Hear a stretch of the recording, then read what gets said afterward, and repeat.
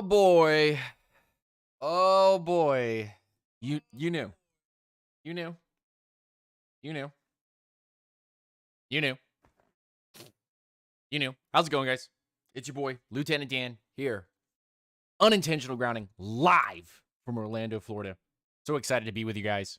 So excited to be with everybody here today. Gonna do it the original way. We're not gonna have any music going. We're not gonna have any of that. We're just gonna spit facts, man. Today is spitting facts.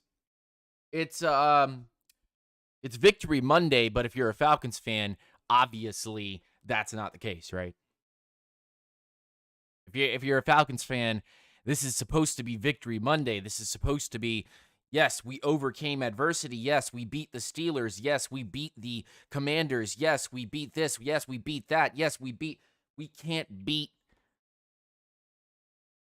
dough made in a bowl.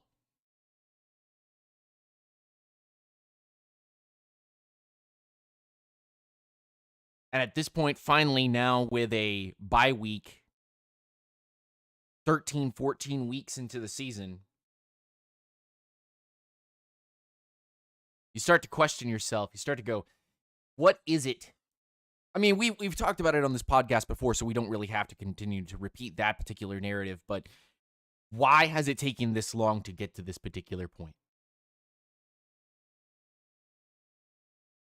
What are the chances of us seeing any difference in what we're viewing every single Sunday? If you specifically want to say that you're viewing things differently or want to view different things every Sunday when you're watching these football games.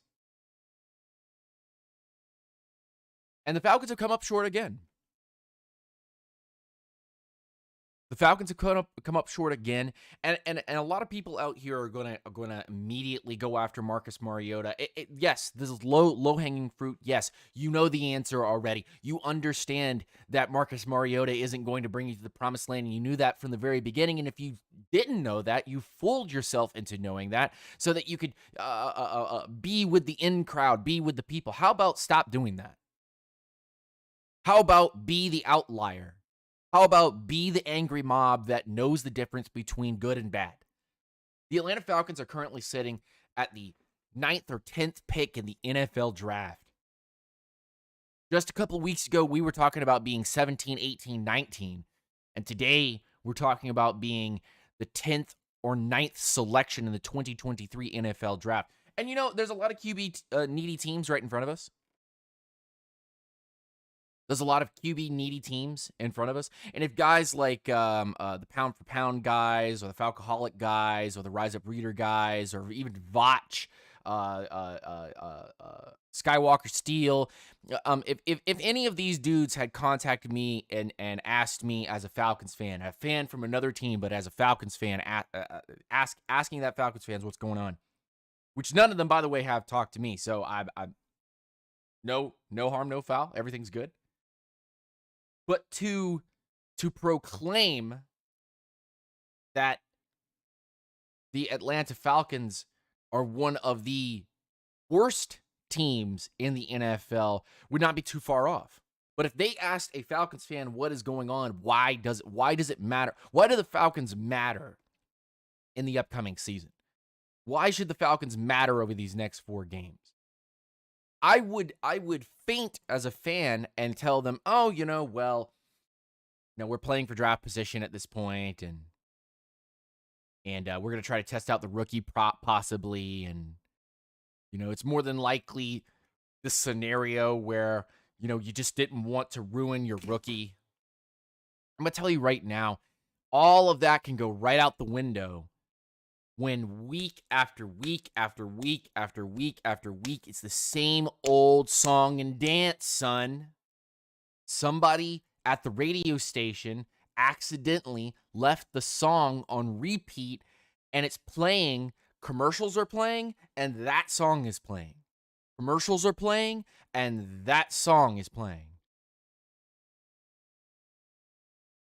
You're telling me, hey guys, crazy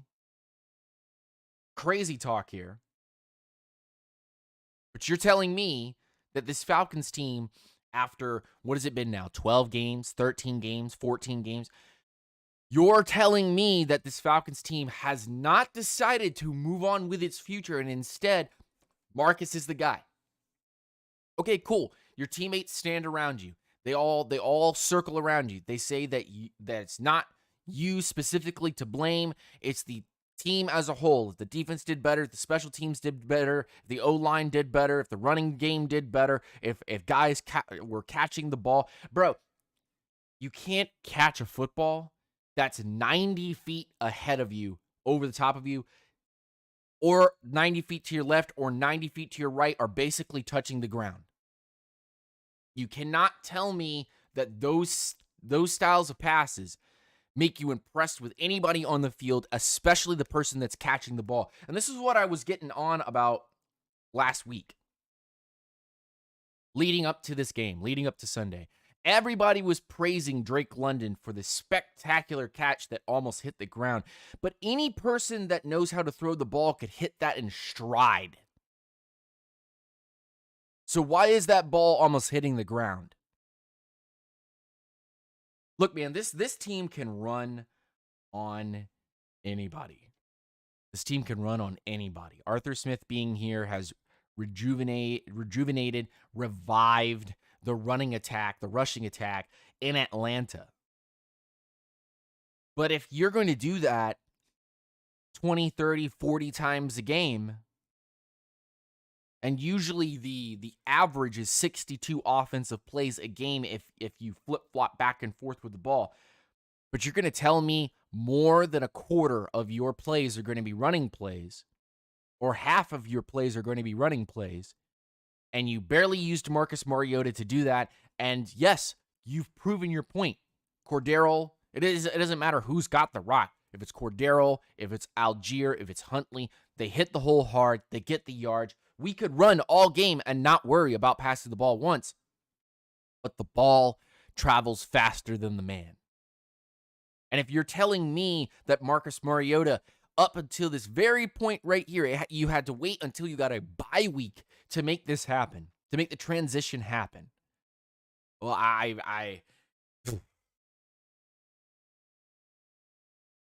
okay.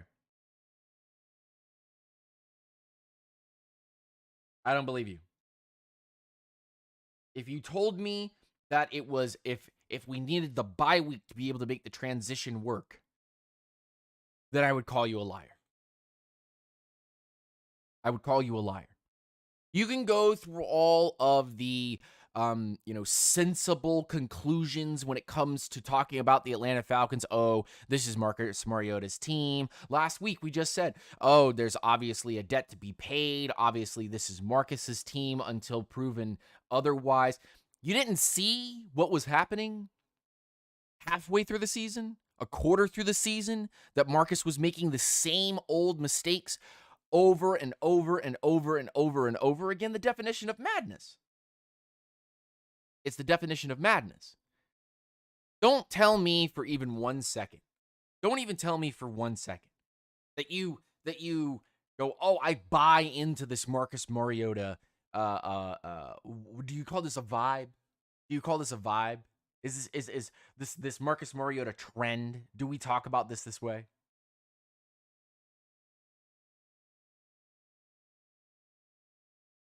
We could go on a 30 to an hour rant about Marcus Mariota should have been benched a long time ago and Desmond Ridder should have been getting his reps.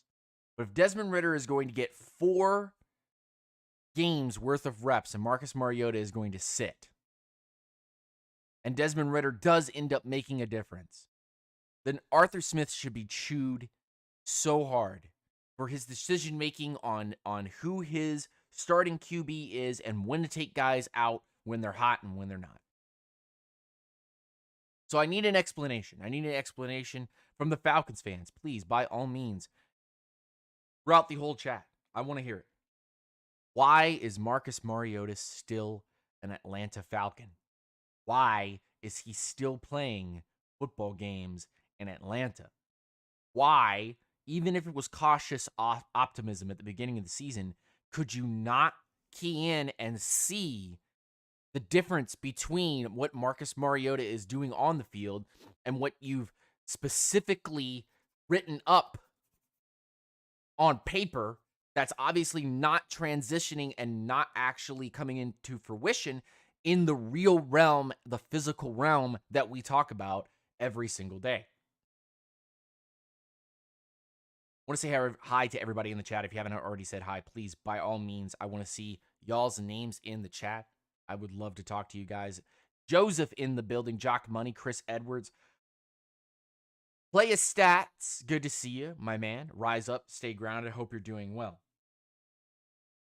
You can look at silver linings and you can try to make narratives out of X, Y, and Z, and oh, let's look at the bright side. But the only bright side that the Atlanta Falcons currently have coming to them over the next 4 games is the potential of them losing all 4 of those games to have the highest draft selection that they possibly can have. And I am not a tank guy. I don't think about tanking every day. I think about what scenario, what situation the Atlanta Falcons can be in, and they're the type of team that they could go as high as pick 6 or pick 5, depending on if they lose all the rest of their games and a couple of the teams win some games.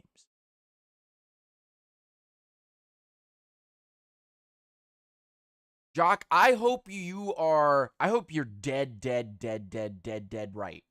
Because if this is not correct, if what you're saying right here is not correct, and Ritter has had how many weeks to prepare with the 2s or the 1s, and he hasn't been practicing with the 1s supposedly? How many weeks do we have to wait for Desmond Ritter to supposedly be ready? If he's been learning, all his priority has been learning and just waiting his turn, waiting behind Marcus Mariota and going, I will take my opportunity if he gets hurt, but that's the only opportunity I'm going to have to be able to get a starting job is Marcus getting hurt until we get to the bye week. And I've been grinding since week 1 to what is this, week 14 now.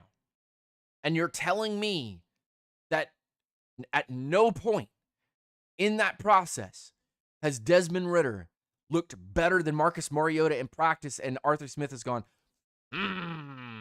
maybe I should start that this week. Nope, couldn't have been against the Steelers, couldn't have been against the Commanders, couldn't have been the Saints, couldn't have been against back-to-back Panther games, couldn't have been that.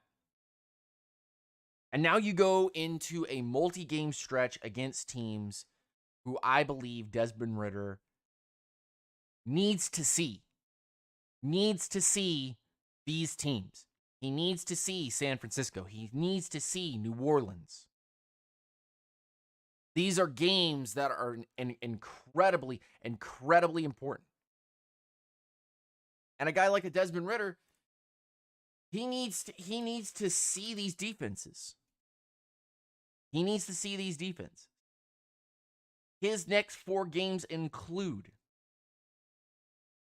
He needs to see these defenses. These next 4 games include not San Francisco, New Orleans, Baltimore, Arizona, Tampa.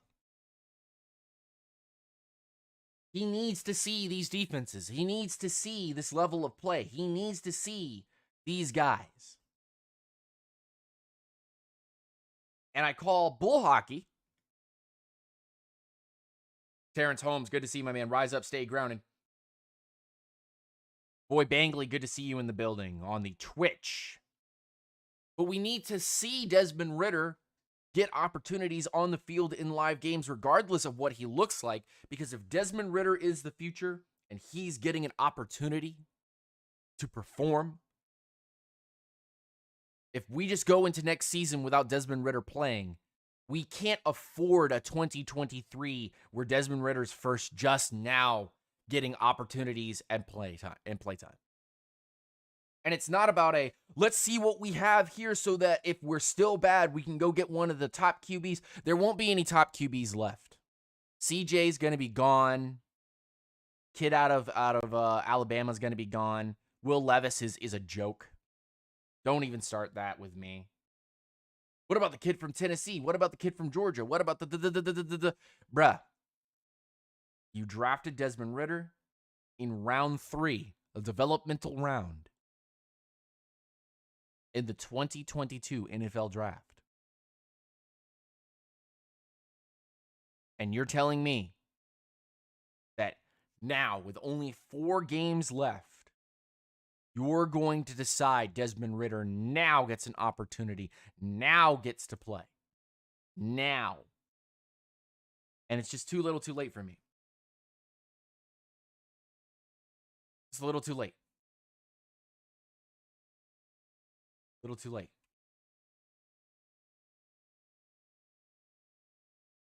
The Falcons are currently sitting at the 10th pick overall in the NFL Draft. In front of them are the Colts, led by Matt Ryan. Ha, funny. Houston, Chicago, Seattle, who actually has given the pick to Denver. Detroit, who's actually been given the pick from... It's either that Denver's given Seattle the pick. I think that's what it is. Denver has given the pick to Seattle, and LA gave the pick to the Lions. Panthers, Eagles, Jags. The Eagles having a pick at number 6 because the Saints gave them a pick is absolutely ridiculous. Absolutely ridiculous. No, it's New Orleans who has that pick.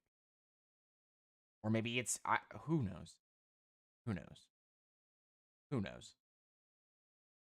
Who knows? No, it's the Eagles. Eagles have the pick. The New Orleans gave them the pick. So Seattle, the Lions, the Eagles being at pick 6 is just sickening. It's sickening. Basically one of the best teams in the NFL. And they're sitting at 6. This is why we need a draft lottery. Could y'all imagine the NFL with a draft lottery? Could y'all imagine? All right, all of the first 10 get 5 balls, and then picks 11 through 20 get 2 balls, and then 21 through 32 have 1 ball. Try me, bitch. And I would laugh. I would laugh because that's real. That's real right there. That's real. What's the chance, you know? So it's come to my attention. I can keep going on about the Desmond Ridder bit, but it's come to my attention that this defense is a sieve. It desperately needs a nose tackle to stop the run game from getting out, and it desperately needs real linebackers that are going to be able to make tackles. Evans, get Evans out of here, bruv. Walker's all right. Walker's all right. Walker's all right. Anderson's all right. Ogundeji, Edekabi, all of those guys playing some outside linebacker, playing some edge. Those are all right. They're not great. It's all right.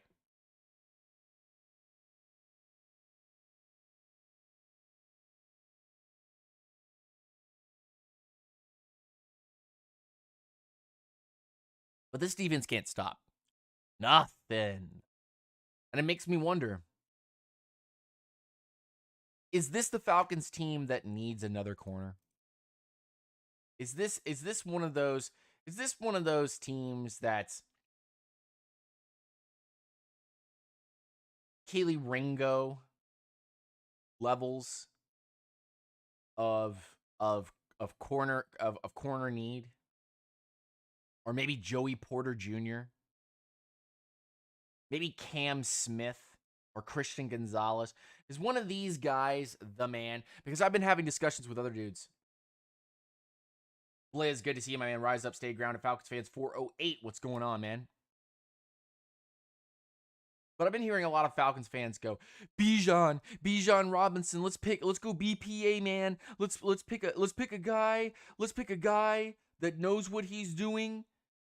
And we could just have a 3-headed monster back there, 4-headed monster back there. We'll just have 97 running backs, and we'll just give each one of them a carry a game.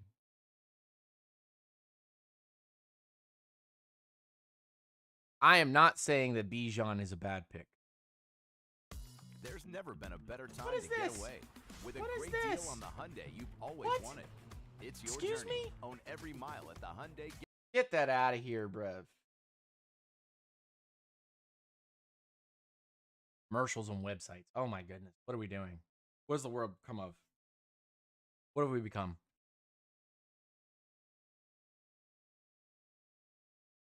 Is it time for another corner? AJ continues to impress. AJ continues to play at a high level. And we need another guy on the outside that plays at that high level. Safety and linebacker and edge have always been some of the biggest issues in Atlanta history. And we've added a few resources to each one of those positions. And I just feel, and this is just me, I don't know how you guys feel, but that's not good enough. That's nowhere near good enough. I look at this corner group and I go, all right, it's decent. I look at this safety group, I go, all right, it's doable. I look at this linebacking group and I go, it's fair. I look at this D line and I go, we just don't have a nose tackle, man. We need a nose tackle. If we're going to play a 34 defense, we need a nose tackle.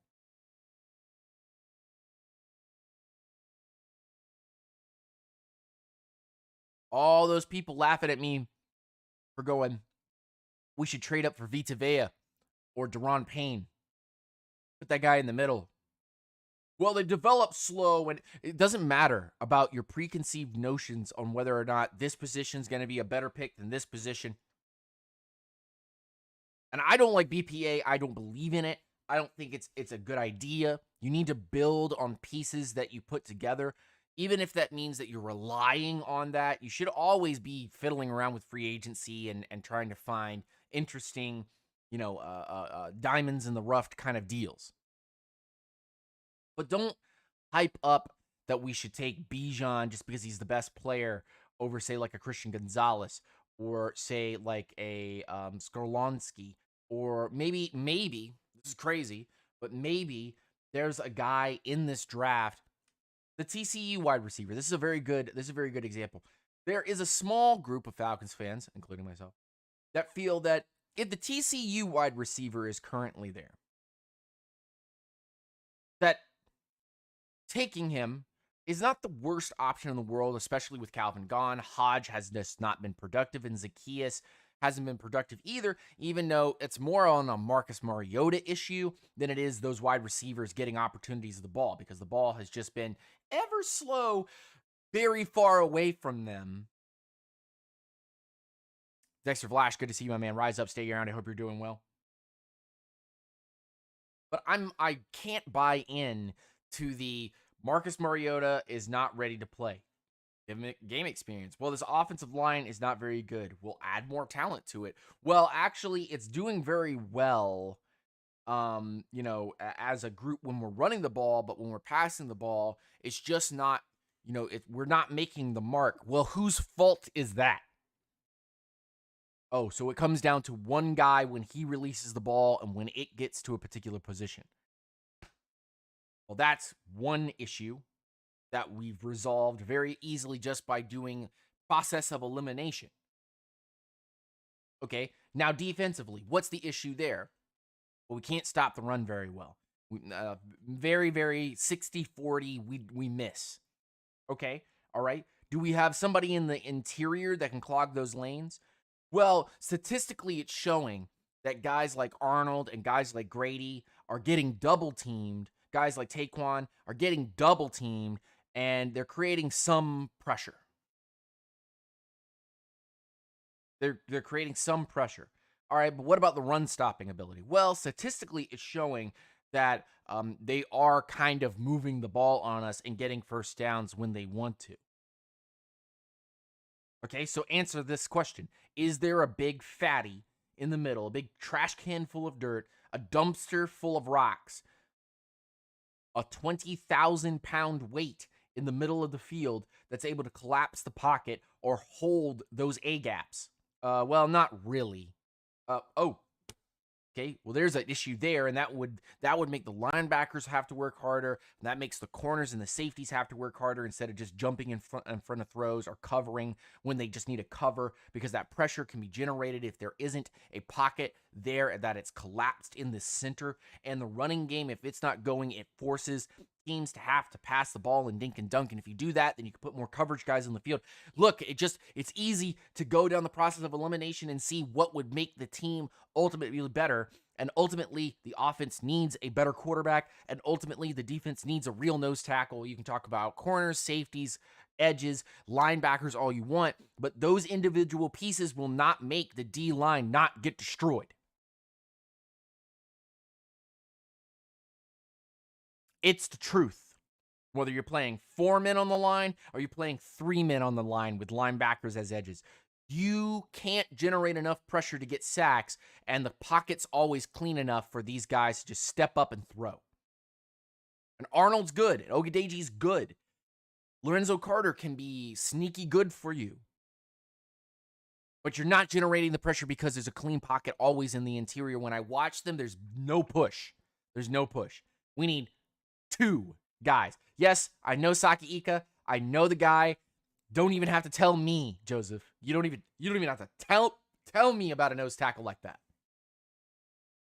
who's being touted as a 2nd or 3rd round pick. And this is just me. With Grady Jarrett being such a versatile player, he can play that edge, he can play a 4-eye, he can play a 3-tech, and he used to play nose tackle. If I'm putting 4 men on the line, I'm putting 2 trash cans full of dirt, Taquan and a guy that I drafted, or 2 guys that I drafted, or a guy from free agency and a guy that I drafted. I'm slapping them right there in the A-gaps. And then on the outside, I'm putting Grady and then whoever my best rusher is. Don't tell me that, well, if a corner's there, it makes the quarterback have to sit there and think about where he's going to throw. Bro, we're not putting any pressure on them, so there's very little that these guys have to do to work to be able to get the ball there.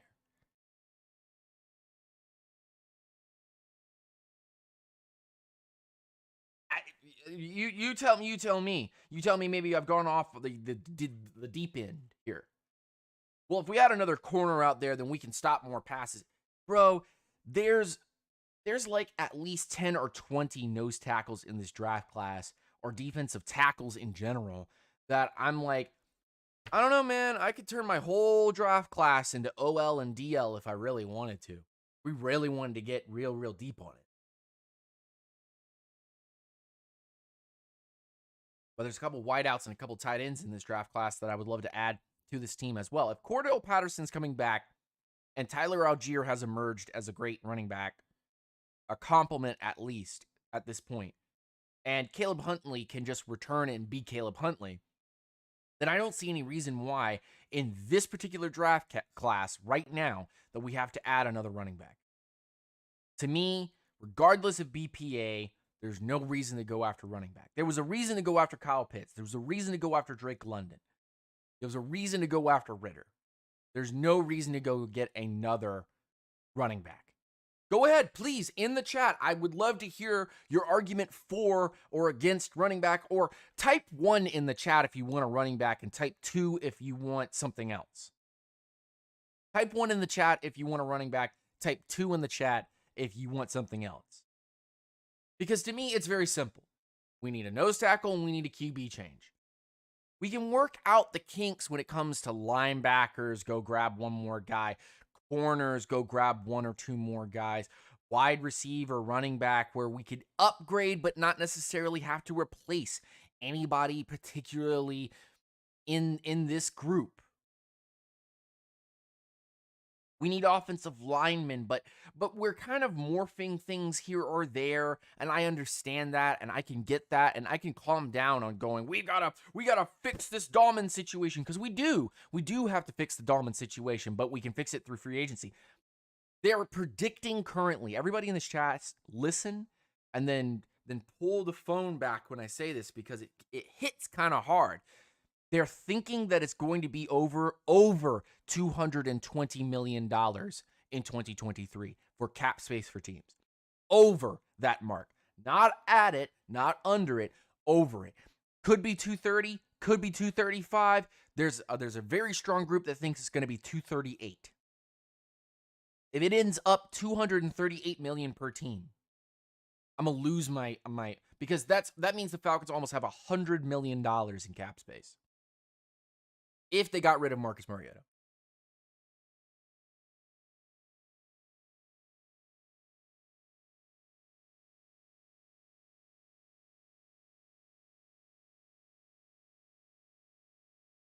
I believe, and everybody in this chat, East Coast Falcon, what's going on, my man? Rise up, stay grounded. I hope you're doing. Joe in the building. Good to see you, my man. Rise up, straight grounded. I hope you're doing well. But every time I look at this group, I go, make sure you guys share this out, by the way. Hit that like button, hit that notification bell, hit that subscribe button. Send this out to your Twitter peeps and say, hey, get in here. We need to have this discussion. It's time for Marcus Mariota to sit. But it was time 5 weeks ago. It's time for the Falcons, and you already saw them try to do it 3 or 4 times to bring in a real quality nose tackle into this B. And either they got hurt, or they retired, or they weren't good enough and they got cut.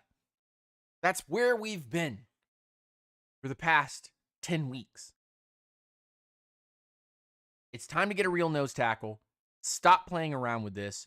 We should have gotten Deron Payne and Vita Vea, but that's in the past now. And that doesn't matter. So go find big, meaty men. I knew that wasn't going to come out well, but I said it anyway, and now I totally regret it. Go get guys that are trash cans full of dirt and go stick them in the A gaps and stop this crap. Stop this crap, man. Stop it. Stop it. Get some help. Stop it.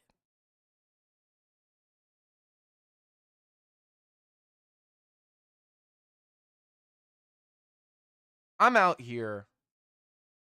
I don't know how many of you guys and gals feel the same way, but I'm out here going a nose tackle or quarterback and a number 2 wide receiver or a second tight end changes the entire dynamic of how we do things here in Atlanta. And yes, that's right. Hold up 1 second. Yeah, I've been watching that tight end from Georgia. You think I'm not watching that tight end from Georgia because I'm not a UGA fan, and a lot of y'all are. And you're like, oh, he doesn't watch tight ends, and he doesn't watch UGA guys because he's like, fuck the dogs.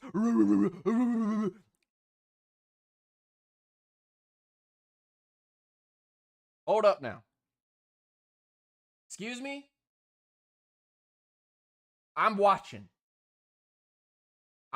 him, and I know about him. Yeah, that's right. I see Zero. Yeah, that's right. I see him. Don't you? Don't you even think? Don't you even think that I'm not already like Arthur Smith? Arthur Smith with a 6'5", 6'7", whatever the heck this guy is, looking like a Hulk monster, running out here. As if I'm not watching that. Oh, come on. You think I'm not watching that?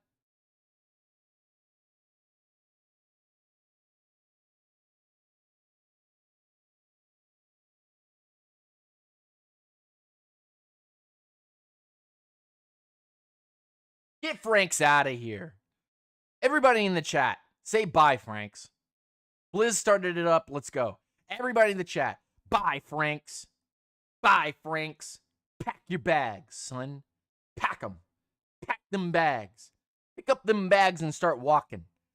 Get out of here, son. Bye. Get out of here.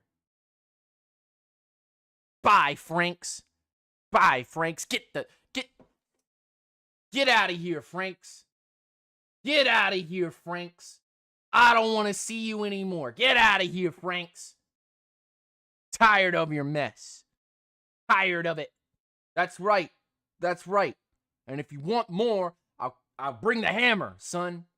I'll bring the hammer. Get out of here. We don't want you anymore. Go. Go. Get out of here.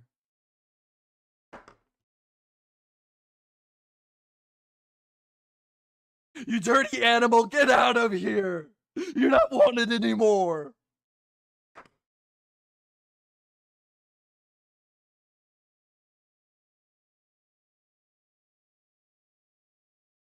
The Atlanta Falcons need one more clearing of the roster. The Atlanta Falcons need to do one more clearing of the roster. Oh, James Overton the third. I know you're a third. Haha. What's going on, man?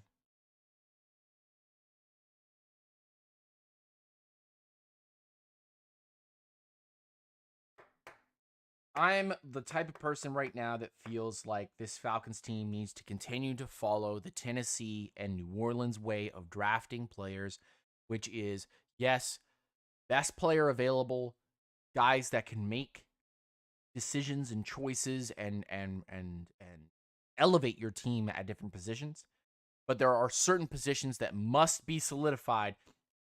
And with close to $100 million in cap space, if the cap goes that high, but more or less closer to the middle of 80 to 90 million dollars. I feel like this is the time that you go, we can't surface BPA here anymore, and system adjusted round fit has to be added. You pick players in every single round based on your system's requirements and needs, meaning that offensive linemen might be lower on your board, running backs might be higher on your board, skill position players might be higher on your board, X, Y, and Z players that make your team work. The system has to work because you have to have these styles of players. Nose tackle needs to be provided. Nose tackle has to be provided. Maybe you add another wideout. Maybe you add another tight end. Those are definitely helpful, but we've got to get a left tackle.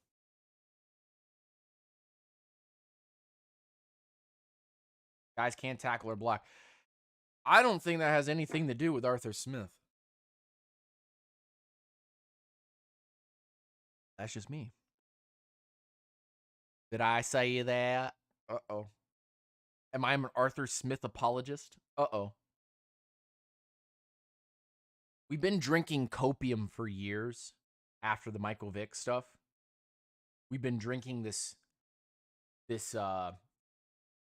oh, it's gonna be fine. Oh, I'm so outraged, but at least the new coach. Oh, I'm so outraged, but at least this new system. Oh, I'm so outraged, but nothing's changed. Nothing's changed. Nothing has changed. Nothing. So explain to me, and I bet none of y'all in the chat can, explain to me why it's taking this long to perform at a high level. Well, duh, it's because we're rebuilding. Duh. There are some pieces that need to be put into place. There are some things that just need to be solidified at this point, and they would make the team a heck of a lot better if Marcus Mariota is only in here because he gives us the best chance at losing because he makes stupid mistakes. And you allow these mistakes to continue to be repeated because you know that if Desmond Ridder goes in there, he's going to start slinging rocks.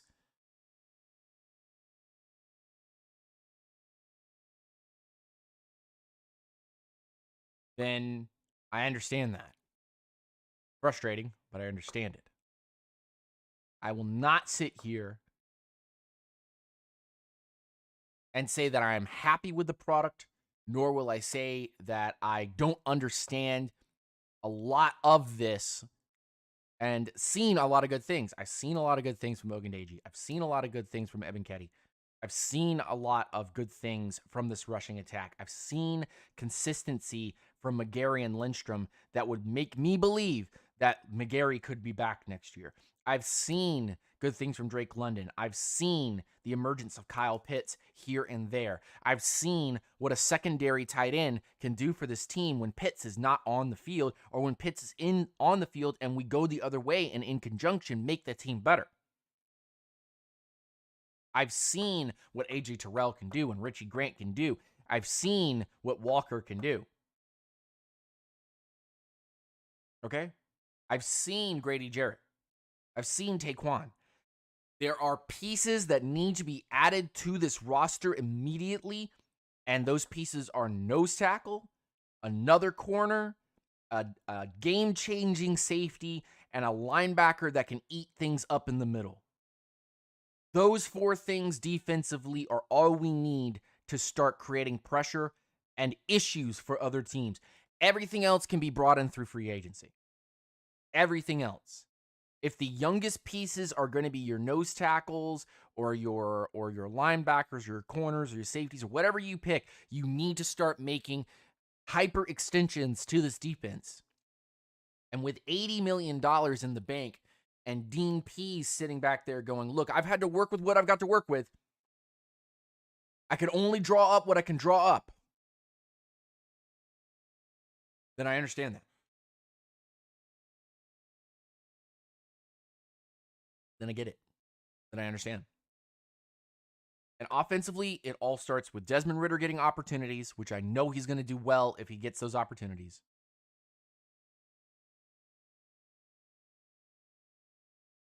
We could be in for another wide receiver and another tight end because of Calvin's departure, and nobody really has stepped up since then. So just playing with London and Pitts and maybe Zacchaeus is not going to be that great. This offseason, East Coast Falcon is 100% right. This guy right here, this guy right here, this guy right here, 110% right. You know why he's 100% attendance? 100%? I've broken. I'm a broken Falcons fan now. I'm completely broken. 110% right. Why East Coast Falcon is that guy and why he's spitting facts.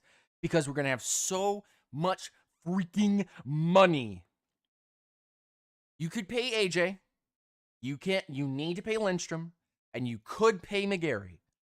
But outside of that, what other pieces really actually need to get paid? What other pieces actually need to get paid? Nobody else on the offensive line. Jake already has his bag. Nobody else on the offensive line needs to be paid. Your right-hand side and the one guy that's already been paid are the only money options that you're talking about, because center and left guard don't need to get paid. Your quarterback doesn't need to get paid. None of your running backs need to get paid unless Cordero is going to stay here for much longer. Unless they're like, yeah, Cordero, we want you to stay. You are the lead back, and Tyler's going to be your backup, and then we'll just kind of figure something out with like Huntley and a bunch of other dudes in the back. I could see that. But who else is getting a bag? London's not getting a bag. Pitts isn't going to get a bag. I don't care how much you guys quote unicorn on him. He isn't going to get a bag if he's not performing because our quarterback's not performing. Direct correlation to whether or not you get paid is whether or not the ball gets into your hands.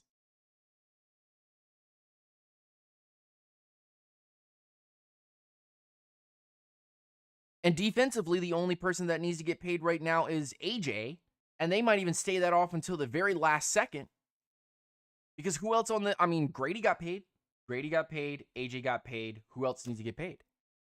Lorenzo's on a 1 year. Everybody else is young. Linebackers, nobody needs to get paid there. Maybe Walker. Maybe he's playing to get paid. Maybe. But that's an affordable contract. You don't need to give anybody, a bazillion dollars to be able to play that position. Maybe you bring Oliver back. Maybe you bring Hayward back. Maybe you make a couple of small additions and eat into your money just a little bit here and there. But $80 million, you should be able to get a couple of really, really good players. You should be able to get a couple of really good players. And we need a game-changing safety. We do. It's due. It's a due part to this defense playing at a much higher level. It's not a foundational piece, but it is like there's the cake batter that makes the cake. There is the icing that goes on the cake. There's the filling inside the cake, and then there's the stuff that goes on top of the cake. The filling inside of the cake might be your safeties and corners. The icing over the cake might be linebacker and edge. But the cake itself is those three boys that are sitting in the center of that defense, that are on the line. If you want to call them four boys, because sometimes we play nickel looks where we have four guys on the field, fantastic. Fine on you. Go find some free agents that aren't going to get paid, guys that truly have people's numbers on Sundays, and go pay their asses and get them in here. Go get guys that can collapse pockets and make it very tough to run, so that we can get all the rest of our players who are very close to just going over that peak, just going over that edge, and they start to dominate.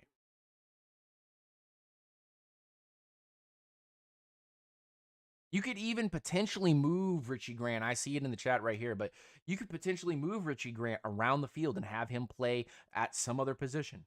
Who knows? Who knows? But we shall see. Shall see.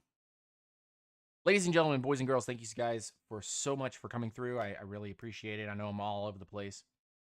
A little clogged. If you guys want to, you guys can join the Discord. I'm going to drop the link of the Discord in the chat. Come talk with us.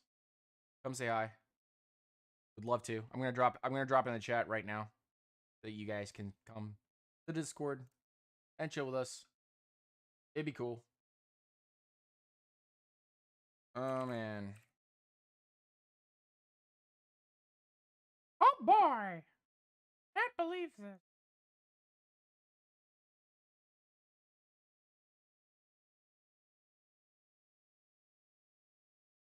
Flop. There. Flop. There. But I again, that's just where I'm at. But again, that's just where I'm at. That's just where I'm at. Rise up, stay grounded. See you guys next week. AJ Evans, good to see you, my man. Rise up, stay grounded. Fix your trenches. Yeah, man. Gotta fix the trenches. Anybody see Primetime go off to Colorado, his speech in Colorado? Do you think that Colorado becomes a ranked team at any point? Colorado become a ranked team at any point?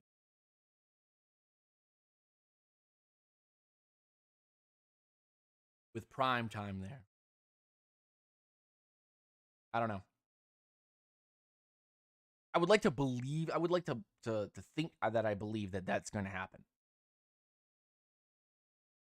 But shall see. Rise up, stay grounded, peace, Greece, all that good stuff.